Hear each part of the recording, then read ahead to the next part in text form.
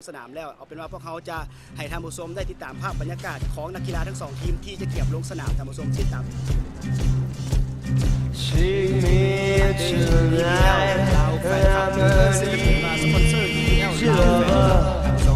ในตอนนี้บรรยากาศที่สนามชิวารีนาเป็นเดือนในผมบอกเลยว่าทางกองเสียงของทีมก็เม่นในความสมบูรณ์สำหรับทีมแซมเก่าของเราดียังบนทันแพงลีดเรือตัวไว้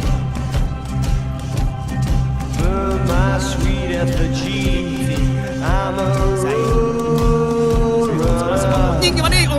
ยสโตร์รับกับที่เขายิงเอาละจังหวะนี้ยิงด้วยพอเต็มข้อเต็มเสียดาย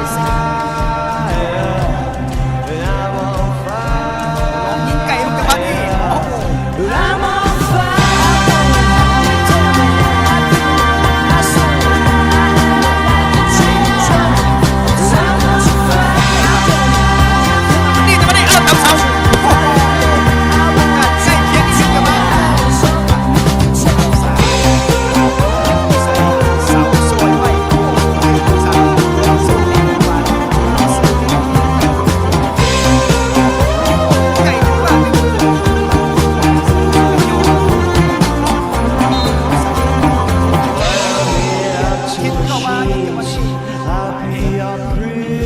ปิดใส่มาที่ไหนเอ้ายังสกัดออกได้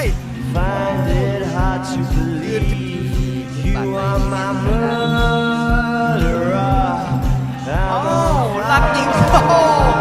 มันใส่มาแล้ว19วันอาทิตย์เสาหนึ่งพันแพงพันเสียงพันแฟนคลับชมกันหน้าตาเฉย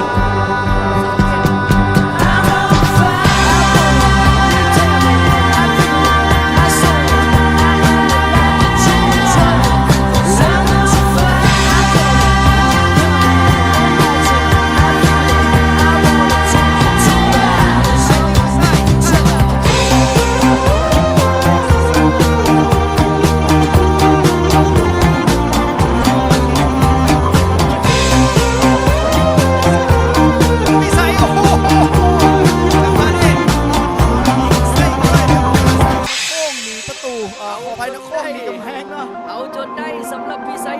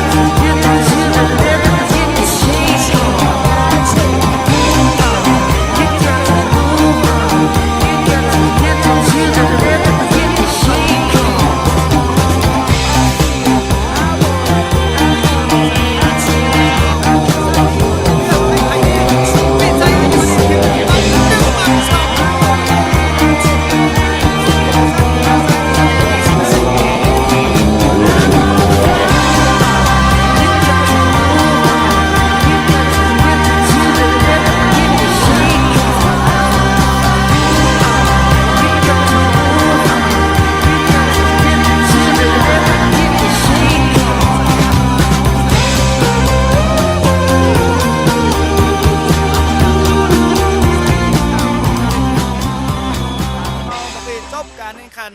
เครื่องเวลาที่